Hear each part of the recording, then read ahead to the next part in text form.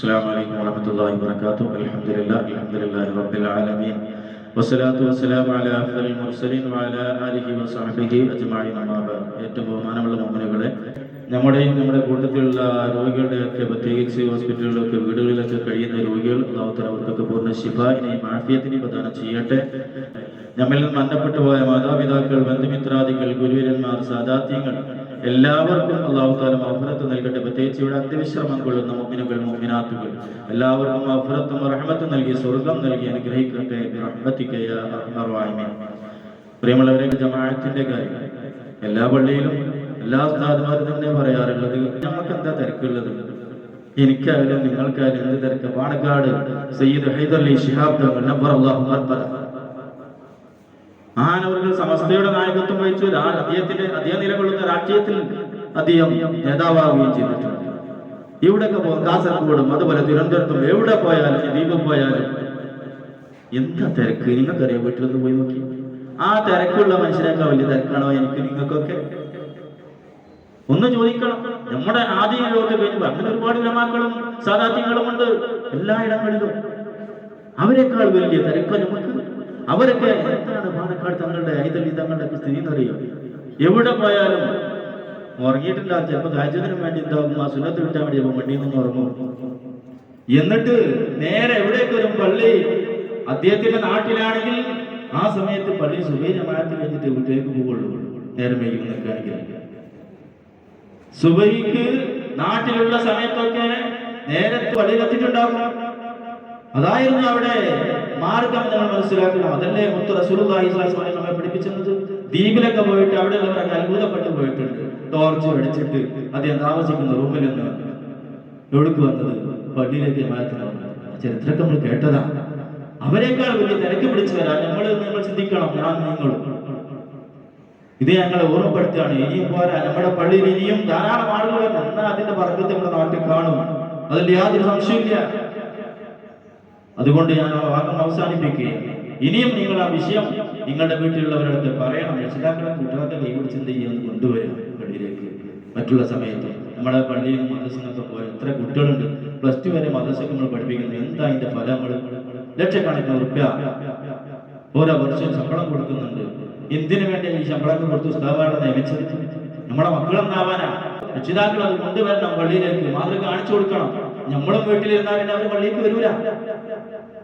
അത് പ്രത്യേകം നിങ്ങൾ ഓർമ്മപ്പെടുത്തുകയാണ്. അല്ലാഹു നിനക്ക് തൗഫീഖ് ചെയ്യുമാറാവട്ടെ.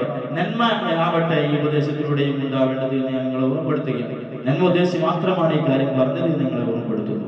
നിങ്ങൾക്കറിയുമോ, ശൈഖ് റിഫാഇ തങ്ങൾ വലിയ സുൽത്താൻ ആരിഫീൻ മഹാനവറുകളുടെ ആണ്ടുമാസമാണ് ഈ മാസം. മഹാനവറുകൾ വലിയ ആരിഫായിരുന്നു, സൂഫിയായിരുന്നു, വലിയായിരുന്നു, തഖ്വയിൽ അധിഷ്ഠിതമായ ജീവിതം നയിച്ചവരായിരുന്നു. അവരുടെയൊക്കെ ജീവിതമാണ് നമ്മുടെ മാതൃക എന്ന് നമ്മൾ മനസ്സിലാക്കണം. അവരൊക്കെ വലിയ സ്ഥാനം അല്ലാഹുവിലേക്ക് നേടിയെടുത്തത് എന്തുകൊണ്ടാണ്? തഖ്വ കൊണ്ടായിരുന്നു അവരുടെ ജീവിതത്തിൽ. അല്ലാഹുവിന്റെ റസൂലുള്ളാഹി സ്വല്ലല്ലാഹു അലൈഹി വസല്ലം തങ്ങളുടെ പേരക്കുട്ടിയാണ്. നമുക്കൊക്കെ അറിയാം, സയ്യിദ്മാരിൽപ്പെട്ടവരാണ്. ആ പരമ്പര അങ്ങനെയാണ്. മാനവരുടെ പരമ്പര പരിശോധിച്ചാൽ പിതാവിന്റെ പരമ്പര ഹുസൈൻ റളിയല്ലാഹു അൻഹുവിലേക്കും മാതാവിന്റെ പരമ്പര ഹസൻ റളിയല്ലാഹു തആലയിലേക്കും എത്തുന്ന പരമ്പരയാണ് ശൈഖ് റിഫാഇ ഖദ്ദസല്ലാഹു സിർറഹുൽ അസീം മഹാനവറുടെ പരമ്പര എന്ന് മനസ്സിലാക്കണം. എവിടെയാണ് ജനിച്ചത്? ഇറാഖിലെ ഉമ്മു അബീദ എന്ന് പറയുന്ന ആ ബത്തായി എന്ന് പറയുന്ന പ്രവിശ്യയിലെ ഉമ്മു അബീദയിലാണ് അദ്ദേഹത്തിന്റെ ജനനം. ഗ്രാമത്തിൽ അദ്ദേഹത്തിന്റെ പിതാവ് വലിയ മഹാനാണ്. അവരെ പരമ്പര അങ്ങനെ തന്നെ ഉള്ളത്. അദ്ദേഹത്തിന്റെ അമ്മാവൻ വലിയ പണ്ഡിതൻ മൻസൂറുൽ ബത്താഇ എന്ന് പറയുന്ന വലിയ പണ്ഡിതനായിരുന്നു അദ്ദേഹത്തിന്റെ അമ്മാവൻ. റിഫാഇ ശൈഖ് റളിയല്ലാഹു തആലയുടെ ജീവിതം പരിശോധിക്കുമ്പോൾ മനസ്സിലാക്കണം. അഥവാ മൻസൂറുൽ ബത്താഇ ഖിലാഫത്ത് പട്ടം ഇനി ഭാവിയിൽ ആർക്ക് നൽകണമെന്നുള്ള ഖലീഫ പട്ടം ആർക്ക് നൽകണമെന്നുള്ളതായ വിഷയം വന്നപ്പോൾ കുടുംബത്തിലൊക്കെ ആ വിഷയം ആരാഞ്ഞു. ഇനി ആരാണ് ഖലീഫയായിട്ട് വരേണ്ടത് എന്നുള്ള ആ വിഷയം അവരുടെ കുടുംബത്തിൽ പ്രവചിച്ചപ്പോൾ അത് റിഫാഇ ശൈഖിനെയാണ് മൻസൂറുൽ ബത്താഇ തന്റെ അമ്മാവൻ കണ്ടിരുന്നത്. പക്ഷേ കുടുംബത്തിൽ ചിലർക്കൊക്കെ ഉണ്ടായ ഒരു അഭിപ്രായ വ്യത്യാസം, അദ്ദേഹത്തിനെ ആക്കണോ വേണ്ടേ എന്നുള്ളത് ചെറിയ മനുഷ്യ സഹജമായ അങ്ങനെ മൻസൂർ ബത്തായി എന്നവർ എന്താ ചെയ്തെന്ന് അറിയുമോ? എല്ലാവരോടും ഒരു കോഴിയെ കൊണ്ടുവരാൻ പറഞ്ഞു. എല്ലാവരോടും ഒരു കോഴിനെ കൊണ്ടുവരണം. ശൈഖ് റിഫായി തങ്ങളടക്കമുള്ള എല്ലാവരോടും പറഞ്ഞതാ. അങ്ങനെ മഹാനായ മൻസൂർ ബത്തായി റളിയല്ലാഹു തആല അൻഹു പറഞ്ഞു, ഈ കോഴിയെ നിങ്ങളെ എല്ലാവരും ആരും കാണാത്ത ഒരിടത്ത് പോയി കൊണ്ട് നിങ്ങൾ ചെയ്യണം, അറുത്തിട്ട് എന്റെ അടുത്ത് കൊണ്ടുവരണം. എല്ലാവരും വിദൂരത്തേക്ക് പോയി, ആരും കാണാത്ത സ്ഥലം തെരഞ്ഞുകൊണ്ടുണ്ടായി. എല്ലാവരും പലയിടങ്ങളിലേക്കും പോയിട്ട് കോയിനറുത്ത് കൊണ്ടുവന്നു. കോയിനറുത്ത് കൊണ്ടുവന്നപ്പം മഹാനായ ശൈഖ് റിഫായി തങ്ങള് അറുക്കാത്ത കോഴിയുമായിട്ടാണ് വന്നത്. ശൈഖ് റിഫായി തങ്ങള് അറുക്കാത്ത കോഴിയെ കൊണ്ടുവന്നപ്പോ മൻസൂർ ബത്തായി റളിയല്ലാഹു തആല തന്റെ മകൻ ചോദിച്ചു, അതല്ല റിഫായി, നിങ്ങൾ എന്തുകൊണ്ട് കോഴിനെ അറുത്തില്ല? അപ്പോൾ മഹാനായ ശൈഖ് റിഫായി തങ്ങൾ പറഞ്ഞ എന്താണെന്നറിയുമോ? നിങ്ങൾ പറഞ്ഞ ആരും കാണാത്ത ഒരിടം എനിക്ക് ലഭിച്ചിട്ടില്ല, ആരും കാണാത്ത ഒരിടം എനിക്ക് ഉണ്ടായിട്ടില്ല, ലഭിച്ചിട്ടില്ല. അതുകൊണ്ട് എനിക്ക് കോഴിനെ അറക്കാൻ ആരും കാണാതെ അറക്കാൻ കഴിയില്ല. ലോക നേതാവായ അല്ലാഹു സുബ്ഹാനഹു വ തആല ഞാൻ അറുക്കുന്നതിനെ കാണുന്നുണ്ട്, അതുകൊണ്ടാണ് കോഴിയെ അറുക്കാതെ ഞാൻ ഇങ്ങോട്ട് കൊണ്ടുവന്നത് എന്ന് ശൈഖ് റിഫായി തങ്ങള് അവിടെ വെച്ച് തന്റെ അമ്മാവന്റെ മുമ്പിൽ പറഞ്ഞപ്പോ എല്ലാവരും തർക്കം അവസാനിച്ചു. ആർക്കും ഇനി എന്താവേണ്ട ഖലീഫയാവാനുള്ള മോഹമില്ല. അത് ആർക്ക് തന്നെയാണ് ഖലീഫയാവാനുള്ള അധികാരം? ശൈഖ് റിഫായി തങ്ങൾക്ക് മാത്രമേ ഉള്ളൂ എന്ന് അവിടെ വെച്ച് കുടുംബങ്ങളൊക്കെ തർക്കമില്ലാതെ അത് പരിഹരിച്ചു. ഇതാണ് ശൈഖ് റിഫായി തങ്ങൾ. അത്രക്കും വലിയ മഹാനായ ശൈഖ് റിഫായി തങ്ങളുടെ ജീവിതത്തിൽ കാണാം. മഹാനായ ശൈഖ് റിഫായി തങ്ങൾ റസൂലുള്ളാഹി സ്വല്ലല്ലാഹു അലൈഹി വസല്ലമ തങ്ങളുടെ സന്നിധിയിലേക്കും ഹജ്ജിനും വേണ്ട പുറപ്പെട്ട ഒരു കാലമുണ്ടായിരുന്നു. ഹിജ്റ 555 അത്. ഹിജ്റ 555 റസൂലുള്ളാഹി സ്വല്ലല്ലാഹു അലൈഹി വസല്ലമ തങ്ങളെ കാണാനുള്ള കൊതിയോടുകൂടെയും ഹജ്ജ് നിർവഹിക്കാനുള്ള കൊതിയോടുകൂടെയും മക്കയിലേക്കും മദീനയിലേക്കും ചെന്നു. തന്റെ ശിഷ്യന്മാരൊക്കെ കൂടെയുണ്ട്. ഈ അവസരത്തിലാണ് മഹാനവറുകൾ പോയത്. അങ്ങനെ റസൂലുള്ളാഹിന്റെ സന്നിധിയിൽ എത്തിയപ്പോൾ അല്ലാഹുവിന്റെ റസൂലുള്ളാഹി സ്വല്ലല്ലാഹു അലൈഹി വസല്ലം തങ്ങളുടെ ആ സന്നിധിയിൽ വല്ലാത്ത ഭവ്യതയോടുകൂടെ പ്രത്യേക പദ്യശകലം ചൊല്ലി. നമ്മൾ കേട്ടിട്ടുണ്ടാവും, മൗലിദ് പദ്യശകലം കാണാം. എന്തായിരുന്നു അത്? ഫിഹാലത്തിൽ ബഅദി റൂഹി കുന്തു ഉർസിലുഹാ തുഖബ്ബിലുൽ അർദഅനി വഹിയ നായിബതി ഫഹാദിഹി നബതുൽ അസ്മാഇ ഖദ് ഹദറത് ഫംദുദ് യദൈക ലികൈ തഹ്ദാ ബിഹാ ശഫതി എന്ന് കാണാം. കിതാബിലൊക്കെ ചിലതിലൊക്കെ ഫംദുദ്, കിതാബിലൊക്കെ കാണുന്നത് ഫംദുദ് യമീനുക. എന്താണ് പദ്യത്തിലുള്ളതെന്ന് അറിയുമോ? വലിയ ഇതൊക്കെ കേൾക്കുമ്പോൾ നമ്മുടെ ഈമാൻ വർദ്ധിച്ചു പോകും. പ്രിയമുള്ളവരെ, മഹാനബി റസൂലുള്ളാഹി സ്വല്ലല്ലാഹു അലൈഹി വസല്ലം അടുക്കൽ നിന്ന് പാടിയതെന്താ? അല്ലാഹുവിന്റെ റസൂലേ, ഇത്രയും കാലം ഞാൻ എന്റെ ആത്മാവിനെയായിരുന്നു അങ്ങയുടെ ഭൂമിയിലേക്ക്, അങ്ങയുടെ മണ്ണിലേക്ക് അയച്ചിരുന്നത്. ഇന്നിതാ ആ ആത്മാവ്, ആ റൂഹ് അതിന്റെ ജഡത്തോടുകൂടെ ശരീരത്തോടുകൂടെ അങ്ങയുടെ മുമ്പിലേക്ക് വന്നിരിക്കുന്നു. അതുകൊണ്ട് തങ്ങളുടെ അല്ലെങ്കിൽ നിങ്ങളുടെ വലത് കൈയൊന്ന് നീട്ടിത്തരണം, അല്ലെങ്കിൽ തങ്ങളുടെ രണ്ട് കൈകൾ എന്ത് ചെയ്യണം? ഇങ്ങോട്ട് നീട്ടിത്തരണം. എന്നിട്ടോ എന്തിനു വേണ്ടിയാണത്? മാനവർ പാടിയത്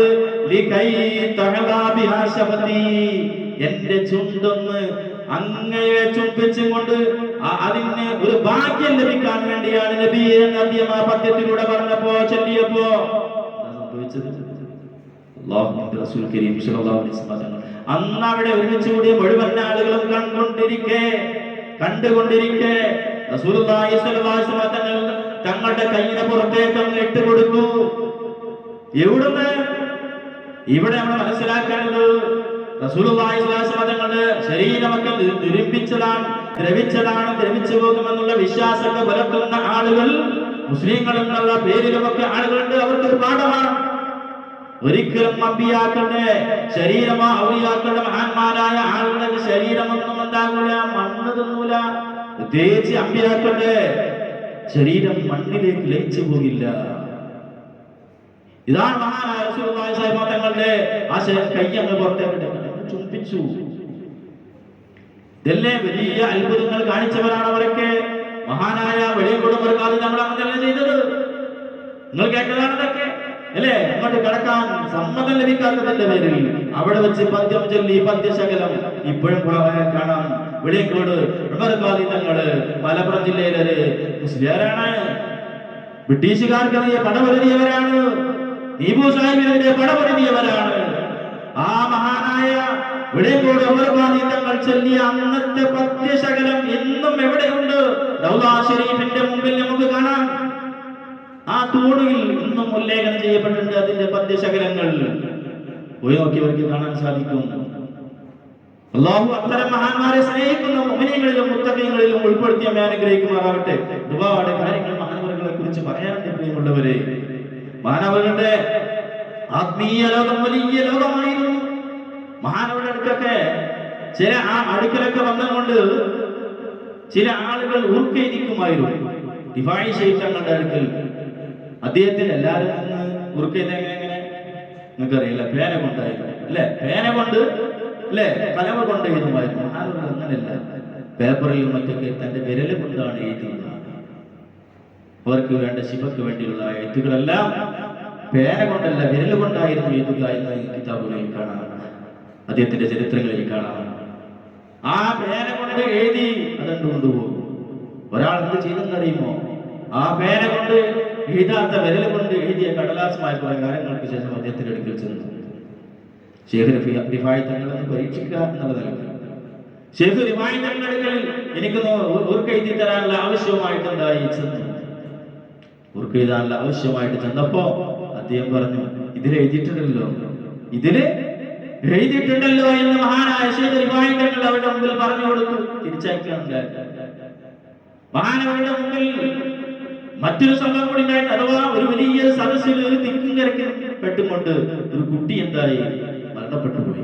ആളുകൾ ചവിട്ടിയിട്ട് ആ കുട്ടിയുടെ വിവരം പറഞ്ഞ് ശൈഖ് അവറുകൾ അവിടെ ചെന്നപ്പോ മഹാനവറുകൾ എന്താ ചെയ്തത്? 2 റക്അത്ത് സുന്നത്ത് വുളൂ ചെയ്ത് 2 റക്അത്ത് സുന്നത്ത് നിസ്കരിച്ചിട്ട് അല്ലാഹുവിനോട് ദുആ ചെയ്തു. ഉടനെ തന്നെ കുട്ടിയുടെ അടുക്കൽ വന്നുകൊണ്ട് എഴുന്നേൽക്കാൻ വേണ്ടി പറഞ്ഞു.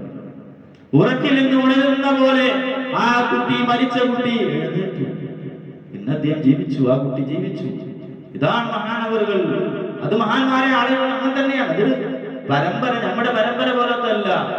നമ്മുടെ പരമ്പര മുൻഗാമികളിലേക്ക് പരിശോധിച്ചപ്പോ നമ്മുടെ ചിലപ്പം മറ്റേതെങ്കിലും മതക്കാരാവും അല്ലെ?